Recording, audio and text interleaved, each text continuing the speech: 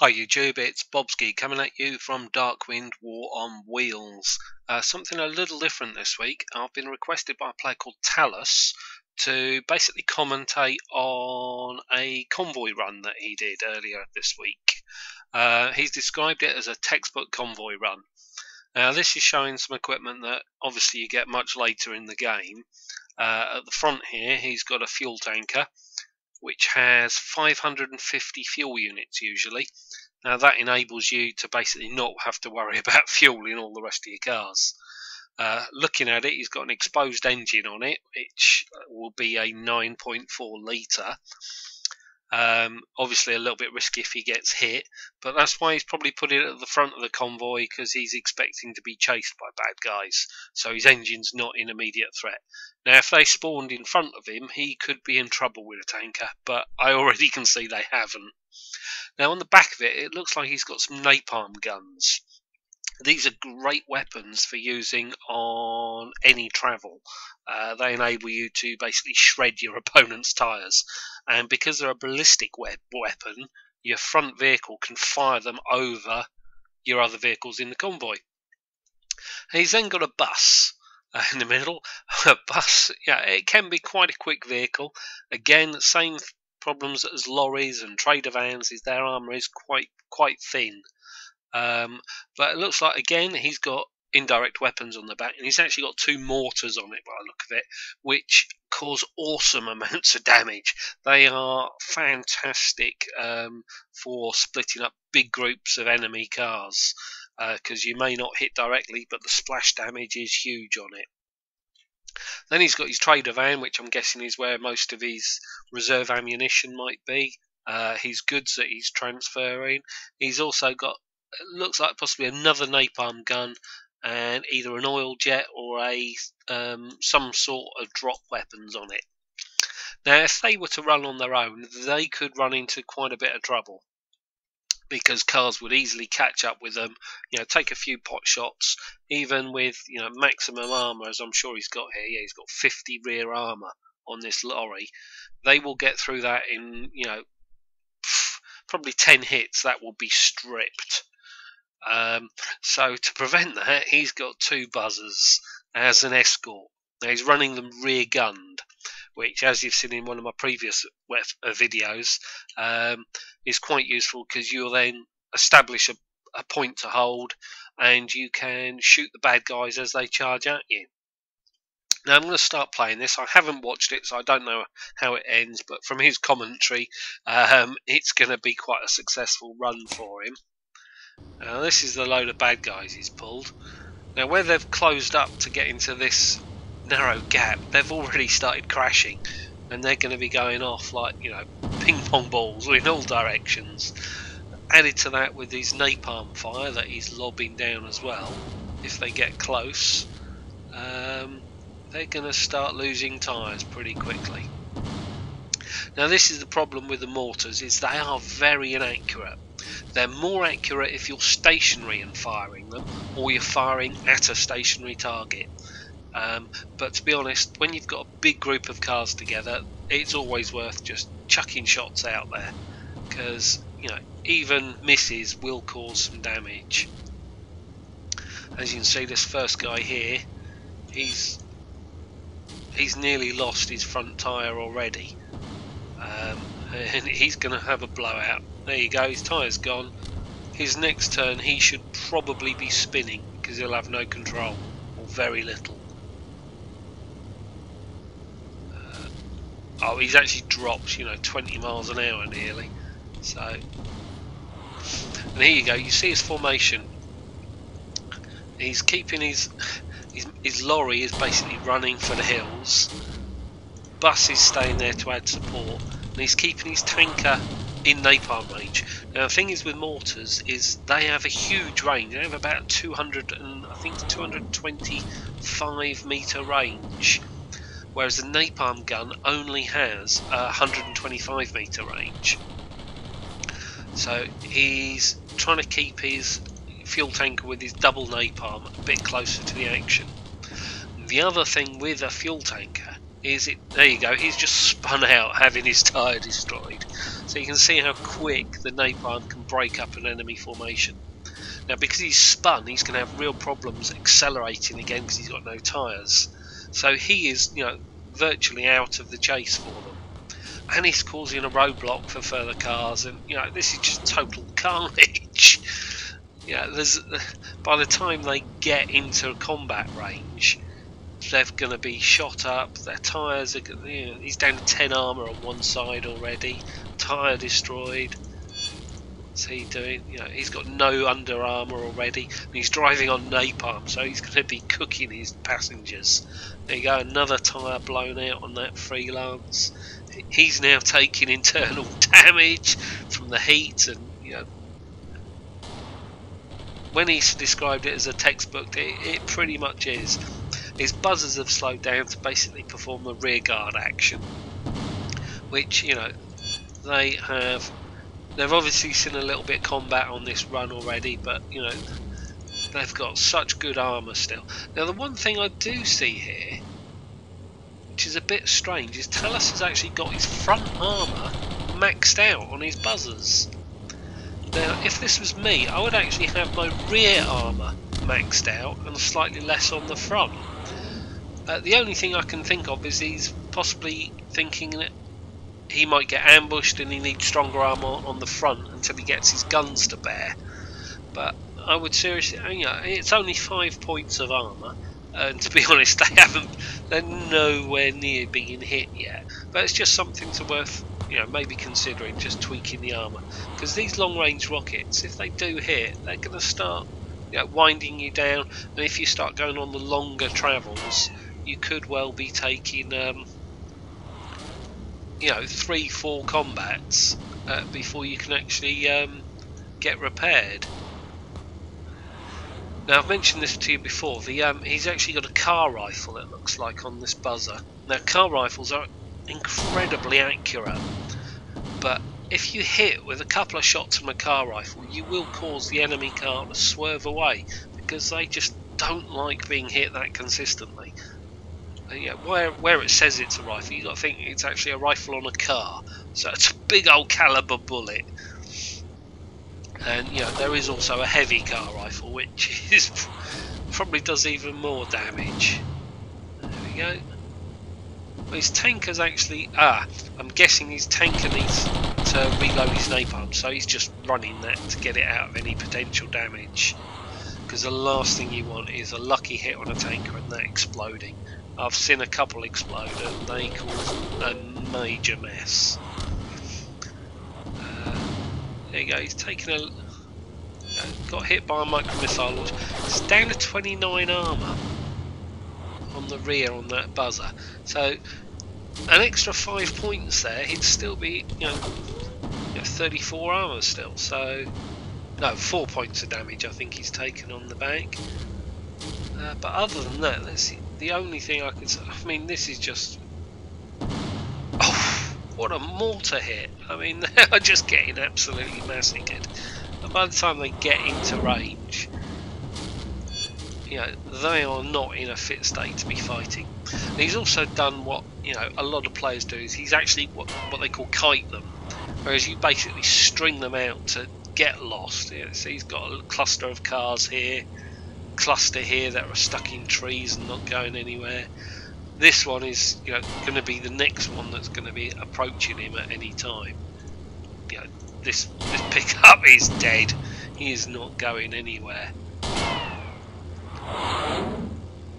And meanwhile, all his other vehicles driving off quite nicely.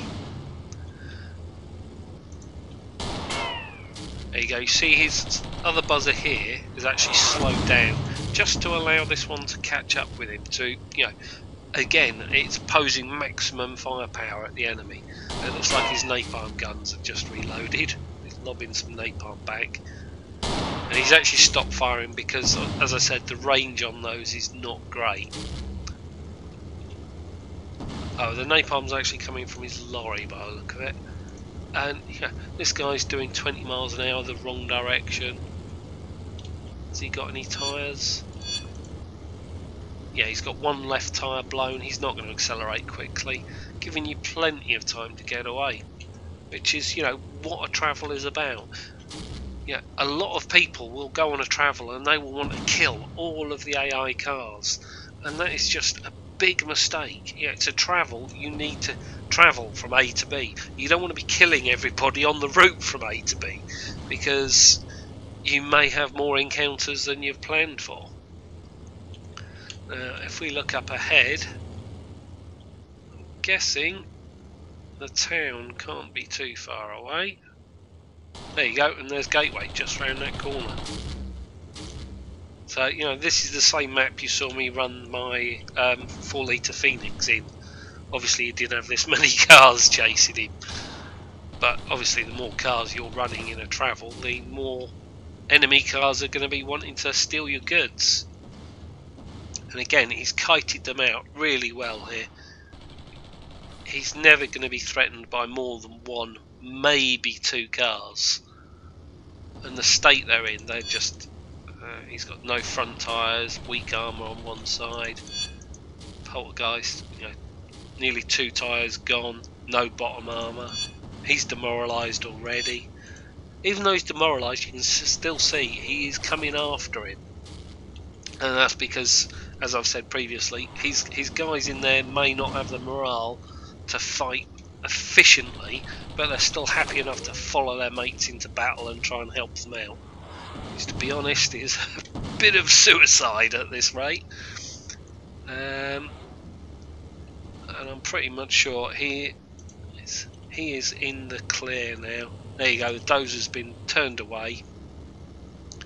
Poltergeist's on fire, as I said, his bottom armour was weak. He's driven over that napalm. Another one here on fire. That's a demoralised one. This is, again, the Ebony Enforcer. It just goes to show how powerful a combination napalm and mortars are. It's just, it is a great mix, because the napalm damages them and wrecks their tyres, and the mortars just finish them off. Yeah, and the splash damage on the mortar is the biggest splash damage in the game. Now, a mortar you can possibly buy. I've seen them in the market in SS for about $1 million Darkwind dollars, but that was prior to the Chrome currency coming out. So they could well go for $1 million, $1.5 million now, or the equivalent in Chrome. A lot of players like to get hold of the Chrome because obviously you can use it to repair damaged stuff that you back up to 100%. There you go. His tanker should be well away. There you go. That 9.4 really pulls that tanker along. It makes great acceleration. The lorries are quite difficult to handle, but once you've got a convoy set up like this, you know, it's not that difficult. Obviously, you're looking at a lot of crew though. Ideally, you're going to want 3 crew as a minimum in each of the buzzers, 1 driver and 1 on each gun. You're then going to want a driver and, you know, maybe 2 other gunners on the bus. Same with the lorry, and same again with the tanker. Now you could thin it down slightly by doing the tactic I suggested the other week, that you only have 2 crew in, and when the gunner, when you're out of ammo, the gunner reloads his, and then the driver takes up shooting that gun and he reloads the empty gun. And it's looking like this is a real, as you said, a textbook haul. Now, because he's at the town, obviously he's not going to get any more encounters. So I'm just wondering whether he's actually just going to start demoralising them all and basically nick their cars at the town gates. So, you know, earns himself a little bit more cash.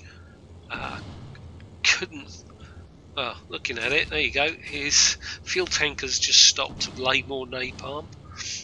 It looks like that's gonna be what he's doing. I mean, this is a great place because this narrowness just forces the enemy to come through a certain place, and by the time you lay napalm there, you range it up for your mortars. You'll have his buzzers stopping about here possibly. No, it looks like they're just going to keep rolling at 30 miles an hour. And you can just wipe them out. Obviously it depends how greedy you really want to be. But I mean, see they've grouped here. Now see this semi-trailer here, semi-truck, that's worth nicking because it's got a reasonably good engine on it. Let's just see if he's slowing. Yep, he's got one buzzer slowed right down. He's starting to speed up.